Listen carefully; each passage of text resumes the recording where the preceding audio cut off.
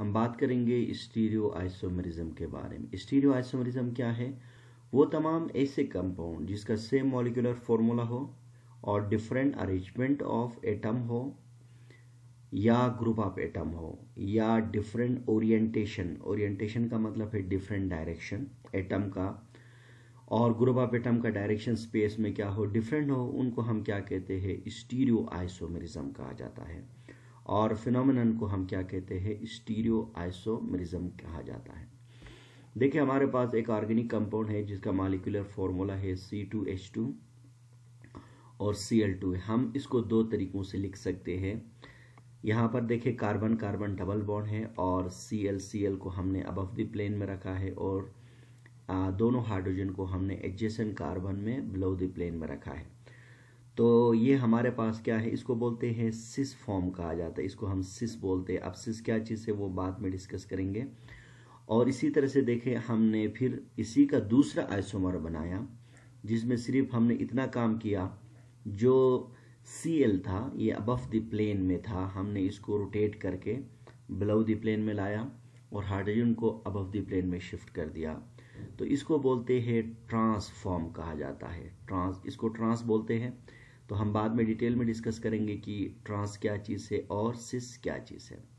तो देखिए हमने बस सिर्फ यहाँ ये देखना है कि ये दोनों जो आइसोमर्स है इनका मॉलिक्यूलर फार्मूला तो सेम है, लेकिन ओरिएंटेशन ऑफ एटम या ग्रुप ऑफ एटम क्या है? डिफरेंट है। ओरिएंटेशन का मतलब है डायरेक्शन। यहाँ देखें सिस आइसोमर में देखें Cl अबव द प्लेन में है, HH बिलो द प्लेन में है, जबकि दूसरा जो कंपाउंड है इसमें देखें हमारे पास Cl और H अबव द प्लेन में गए और H और Cl क्या है हमारे पास बिलो द प्लेन में। इसको बोलते हैं डिफरेंट ओरिएंटेशन ऑफ एटम या ग्रुप ऑफ एटम कहा जाता है। तो ये दोनों एक दूसरे के क्या है? यानी स्टीरियो आइसोमर्स है। अच्छा, जो स्टीरियो आइसोमर्स होते हैं ये बेसिकली दो टाइप्स के होते हैं, जिसमें से एक का नाम है ज्योमेट्रिकल आइसोमेरिज्म और दूसरा है ऑप्टिकल आइसोमेरिज्म। अच्छा, जो ज्योमेट्रिकल आइसोमेरिज्म है तो इस पे अब हम बात करेंगे और ऑप्टिकल आइसोमर पे हम बाद में डिस्कस करेंगे अगले लेक्चर में। तो ज्योमेट्रिकल आइसोमर क्या है? देखिए वो तमाम ऐसे स्टीरियो आइसोमर जिसका सेम मॉलिक्यूलर फॉर्मूला हो और डिफरेंट पोजीशन ऑफ, ये याद रखना, different position of identical group या एटम इन अ स्पेस, यानी जो आइडेंटिकल ग्रुप होंगे दो एडजेसेंट कार्बन एटम में डबल बॉन्ड में, वो क्या होंगे? इनका पोजीशन डिफरेंट होगा। तो ऐसे कंपाउंड को ज्योमेट्रिकल आइसोमर्स कहते हैं, ऐसे आइसोमर्स को, और उस फिनोमेनन को हम ज्योमेट्रिकल आइसोमेरिज्म कहा जाता है। ज्योमेट्रिकल आइसोमेरिज्म को सिस ट्रांस आइसोमेरिज्म भी कहते हैं। अच्छा, सिस ट्रांस क्या है? देखें, यानी सिस ट्रांस का मतलब ये है कि अगर ऐसा आइसोमर जिसके अंदर कार्बन कार्बन डबल बॉन्ड हो और जिसमें आइडेंटिकल ग्रुप क्या हो? एक ही प्लेन में हो, या तो अबव द प्लेन या तो बिलो द प्लेन, इसको हम सिस आइसोमर कहेंगे। और जबकि आइडेंटिकल ग्रुप अगर अपोजिट प्लेन में हो, एक अबव द प्लेन एक बिलो द प्लेन, तो इसको हम ट्रांस आइसोमर्स कहते हैं। जैसे कि आप ज्योमेट्रिकल आइसोमर को आप इसी से भी आप समझ सकते हैं। इस एग्जांपल से देखें C2H2 Cl2, इस पे पहले भी बात हो गई थी। अब आप देखें यहाँ Cl देखें, ये आइडेंटिकल ग्रुप है, इनके बीच में डबल बॉन्ड है, ये दोनों देखे अबव द प्लेन में है और हाइड्रोजन दोनों देखे बिलो द प्लेन में है। तो ये हो गया identical group in a same plane, इसको बोलते हैं सिस आइसोमर। जबकि यहाँ देखे आइडेंटिकल ग्रुप एक दूसरे के अपोजिट है, इसको बोलते हैं ट्रांस आइसोमर। तो इसी तरह से सिस और ट्रांस आइसोमर, जिसको हम ज्योमेट्रिकल आइसोमर भी कहते हैं। तो ज्योमेट्रिकल आइसोमर का मतलब है कि आइडेंटिकल ग्रुप के पोजीशन अलग हो। यहाँ देखें इस एग्जांपल नंबर 1 के अंदर देखें सिस आइसोमर में सेम आइडेंटिकल ग्रुप के सेम प्लेन में पोजीशन है, अबव द प्लेन और बिलो द प्लेन, जबकि यहाँ पर देखें डिफरेंट है। तो ये जो ज्योमेट्रिकल आइसोमर है बेसिकली इनको सिस ट्रांस आइसोमर या आइसोमेरिज्म भी कहा जाता है। अब हम बात करेंगे कि ज्योमेट्रिकल आइसोमेरिज्म जो है या जो आइसोमर है या सिस ट्रांस जो आइसोमर है, इनके कंडीशंस क्या है। देखिए इनका पहला कंडीशन ये है कि दो कार्बन के बीच में डबल बॉन्ड का होना जरूरी है। जैसे मैंने लिखा डबल बॉन्ड बिटवीन क्या है, एडजेसेंट कार्बन एटम, यानी दो एडजेसेंट कार्बन एटम के बीच में। देखें आप इस एग्जांपल्स को दोबारा देखें यहाँ पर, तो यहाँ देखें दो कार्बन के बीच में क्या है, डबल बॉन्ड है। ये पहला कंडीशन है। दूसरा कंडीशन क्या है, जो आइडेंटिकल ग्रुप है ये हमेशा दो एडजेसेंट यानी जो डबल बॉन्ड वाले कार्बन में या साइक्लिक कार्बन में भी हो सकते हैं। यानी ये जो आइडेंटिकल ग्रुप है या तो साइक्लिक में हो सकते हैं या तो डबल बॉन्ड वाले कार्बन में दो आइडेंटिकल ग्रुप का होना लाजमी है। ये है सेकंड कंडीशन है। और थर्ड कंडीशन क्या है, रिस्ट्रक्शन रोटेशन। यानी हमें पता है कि ये जो कार्बन कार्बन जो डबल बॉन्ड है, आप इस एग्जांपल को देखें, इसमें रिस्ट्रक्शन रोटेशन है। आप इनको जितना चाहो तो ये रोटेट नहीं हो सकते हैं, क्योंकि डबल बॉन्ड की मिसाल ऐसा है कि जैसे कि दो तख्ते लगे हैं और इनके बीच में दो कील हमने लगाया है, तो इनकी मिसाल ऐसा है। या तो डबल बॉन्ड में हो और जहाँ पर रिस्ट्रक्शन रोटेशन हो, यानी ये फ्रीली रोटेट नहीं करेंगे, या तो ऐसा हो कि कोई साइक्लिक हो और जहाँ पर क्या हो, साइक्लिक में भी यानी आइडेंटिकल जो ग्रुप होते हैं वो रोटेट नहीं कर सकते हैं। तो इसलिए ये दो कंडीशन को तीन कंडीशन को याद करना बहुत ही ज़रूरी है। पहला कंडीशन ये है कि कार्बन कार्बन के बीच में डबल बॉन्ड हो, और दूसरा ये है कि जो आइडेंटिकल जो ग्रुप है वो क्या हो, एडजेसेंट कार्बन एटम के जो डबल बॉन्ड में हो या साइक्लिक में, दोनों का होना ज़रूरी है। अच्छा, इसके बाद इनके बीच में रिस्ट्रक्शन रोटेशन हो, यानी वो फ्रीली रोटेट ना करें, वो रोटेशन में बॉन्ड हो। तो ये तीन कंडीशन है। इसके बाद एग्ज़ाम के हवाले से एक क्वेश्चन बनता है कि जो ट्रांस आइसोमर्स होते हैं वो मोर स्टेबल होते हैं देन सिस यानी आइसोमर, या इस तरह भी पूछ सकते हैं कि trans alkenes are more stable than cis alkene. Let suppose अगर हमारे पास देखें, इस एग्जांपल में आप देखें, ये हमारे पास एक अल्कीन है, इसको बोलते हैं हम ट्रांस अल्कीन। तो ट्रांस अल्कीन इसलिए कहा क्योंकि आइडेंटिकल ग्रुप एक दूसरे के अपोजिट है, अबव द प्लेन और बिलो द प्लेन में। देखें सिस अल्कीन, ये क्या है, हमारे पास सिस अल्कीन है। अब ये जो ट्रांस अल्कीन है ये ज़्यादा स्टेबल है as compare to cis alkene. अच्छा, इसके पीछे रीज़न क्या है? देखिए इसके पीछे दो रीज़न है। ये जो ट्रांस अल्कीन होता है इसके अंदर जो बल्कि ग्रुप्स होते हैं ये अपोजिट डायरेक्शन में होते हैं, एक अबव द प्लेन होता है, एक बिलो द प्लेन।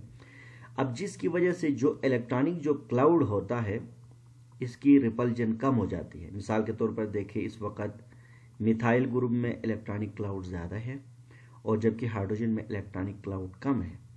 अब जिसकी वजह से ये दोनों बल्कि ग्रुप का मतलब है कि बड़े ग्रुप जिसके अंदर स्टेरिक हिंड्रेंस कहते हैं, तो ये जो बल्कि ग्रुप होते हैं ट्रांस में अपोजिट डायरेक्शन में होते हैं, और जबकि सिस अल्कीन में क्या होते हैं, ये जो बल्कि ग्रुप होते हैं वो सेम डायरेक्शन में होते हैं। तो जिसकी वजह से एक दूसरे को ये रिपल करते हैं, इसको स्टेरिक हिंड्रेंस कहते हैं, और इसीलिए ट्रांस अल्कीन यानी स्टेबल होता है और जबकि सिस अल्कीन होता है वो अनस्टेबल होता है। तो इसके लिए दो रीज़न मैंने लिखा, बल्कि groups are at opposite side of the double bond in trans alkene और greater steric hindrance at the opposite side in the trans alkene. इसके बाद एक और सवाल भी एग्जाम में पूछ सकते हैं, क्या हम सिस और ट्रांस आइसोमर को कन्वर्ट कर सकते हैं? बिल्कुल। सिस और ट्रांस आइसोमर को कन्वर्ट करने के लिए आसान तरीका ये है कि हम सिंपली क्या करते हैं, मिक्सचर ऑफ सिस और ट्रांस आइसोमर को हम हीट अप करते हैं। जब हम हीट अप करते हैं तो जब हम इसको एनर्जी या हीट सप्लाई करते हैं, नतीजे के तौर पर क्या होता है, डबल बॉन्ड ब्रेक हो जाता है। देखिए यहाँ पर हमारे पास इस वक्त ये एक सिस अल्कीन है। अब सिस अल्कीन को हमने एनर्जी दिया, जैसे कि यहाँ लिखा है 62 किलो जूल पर मोल एनर्जी सप्लाई किया हमने। तो यहाँ पर देखिए ये सिस अल्कीन क्या हुआ, ब्रेक हुआ, यानी मिलियंस ऑफ, यानी 1 मोल का मतलब है 6.022 × 10⁻23 सिस अल्कीन्स ब्रेक हो गए। अब ब्रेक होने के बाद जब ये डबल बॉन्ड ब्रेक हो जाएगी तो अब देखिए इनके बीच में रोटेशन क्या होगा, ये फ्री हो जाएंगे। अब फ्री होने के बाद ये फ्री रोटेट करेंगे।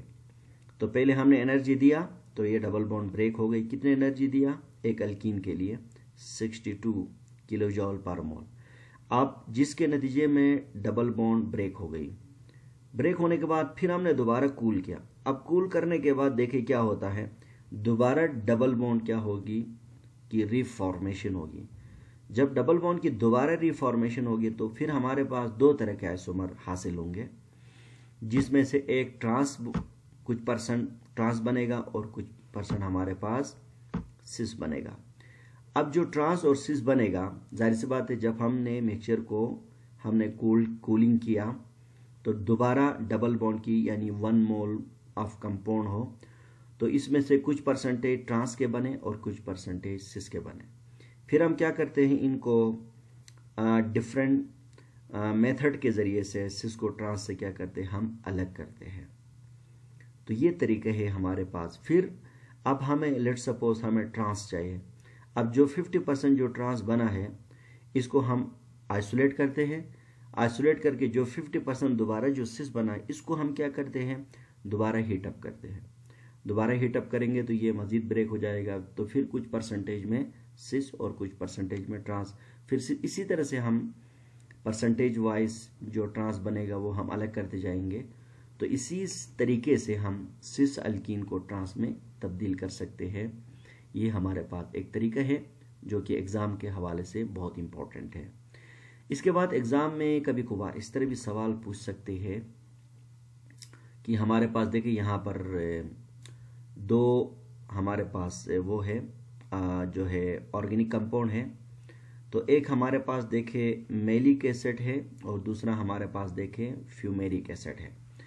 एग्जाम में सवाल पूछते हैं बाज़ औक़ात, the boiling point of fumaric acid is less than the maleic acid. देखे यानी हमारे पास फ्यूमेरिक एसिड का बॉइलिंग पॉइंट कम होता है as compare to maleic acid. देखिए ये हमारे पास क्या है, this is the maleic acid है, इसको हम मैलिक एसिड कहते हैं, इसको मैलिक एसिड कहा जाता है। और जबकि ये हमारे पास देखिए ये हमारे पास फ्यूमेरिक एसिड है, ये फ्यूमेरिक एसिड है। तो एग्ज़ाम में इस तरह सवाल पूछेंगे कि फ्यूमेरिक एसिड का बॉइलिंग पॉइंट मैलिक एसिड से कम है या मैलिक एसिड का बॉइलिंग पॉइंट फ्यूमेरिक एसिड से ज़्यादा है। हालांकि देखिए अगर हम आइसोमेरिज्म में देखें तो ये जो हमारे पास फ्यूमेरिक जो एसिड है ये ट्रांस बनाता है। देखिए ये ट्रांस है एक हिसाब से, क्योंकि बल्कि ग्रुप देखे अपोजिट डायरेक्शन में है, और जबकि मैलिक एसिड में देखे बल्कि ग्रुप सेम हमारे पास जो है ना डायरेक्शन में है, सेम प्लेन में है। तो लेकिन यहाँ पर एक खास रीज़न है जो कि सबसे डिफरेंट है। अगरचे फ्यूमेरिक एसिड में ट्रांस आइसोमर है और मैलिक एसिड सिस है, लेकिन फिर भी मैलिक एसिड का बॉइलिंग पॉइंट ज़्यादा है। तो यहाँ पर हम सिस ट्रांस पे नहीं जाएंगे, यहाँ पर हम देखेंगे कि मैलिक एसिड में एक बॉन्डिंग है जिसको इंट्रा हाइड्रोजन बॉन्डिंग कहते हैं। यहाँ देखें, this is the partially negative and this is the partially positive. अब इनके बीच में देखें फोर्स ऑफ अट्रैक्शन है। अब इस हाइड्रोजन बॉन्डिंग को इंट्रा हाइड्रोजन बॉन्डिंग कहा जाता है, क्योंकि जब हम हाइड्रोजन बॉन्डिंग के टाइप्स में जाते हैं तो दो तरह के बॉन्डिंग्स होते हैं, एक इंटर हाइड्रोजन बॉन्डिंग और दूसरा इंट्रा। इंट्रा हाइड्रोजन बॉन्डिंग का मतलब ये है कि यानी एक ही मॉलिक्यूल के अंदर हाइड्रोजन बॉन्डिंग। अब देखें ये फ्यूमेरिक एसिड एक ही मॉलिक्यूल है, एक का प्रोटॉन दूसरे के हाइड्रोजन ऑक्सीजन के साथ पार्शियली नेगेटिव पार्शियली पॉजिटिव, इसको बोलते हैं इंट्रा हाइड्रोजन बॉन्डिंग। अब ये जो इंट्रा हाइड्रोजन बॉन्डिंग है जिसकी वजह से ये जो इंट्रा जो हाइड्रोजन बॉन्डिंग है जिसकी वजह से ये जो हमारे पास ये जो मैलिक एसिड है इसकी बॉइलिंग पॉइंट फ्यूमेरिक एसिड से ज़्यादा है। जबकि अगर हम फ्यूमेरिक एसिड में देखें तो यहाँ मुमकिन नहीं है, जो कार्बोक्सिलिक एसिड है ये अपोजिट डायरेक्शन में है और ये एक दूसरे के साथ इंट्रा हाइड्रोजन बॉन्डिंग नहीं बना सकते हैं। तो इसी तरह से इस लेक्चर के साथ आप ये 3 रीजंस भी तैयार करें। और कभी कभार इस तरह भी पूछ सकते हैं कि क्या तमाम के तमाम अल्कीन्स ज्योमेट्रिकल आइसोमर्स बना सकते हैं?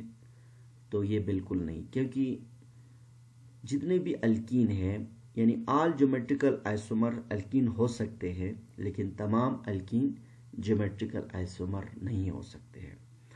तो इसका रीज़न ये है कि ज्योमेट्रिकल आइसोमरिज्म के लिए कार्बन कार्बन में डबल बॉन्ड होना चाहिए और दो आइडेंटिकल ग्रुप हो अपोजिट यानी एडजेसेंट कार्बन एटम में। तो लाजमी नहीं है कि हर अल्कीन में यानी दो आइडेंटिकल ग्रुप हो और एक दूसरे से डिफरेंट हो।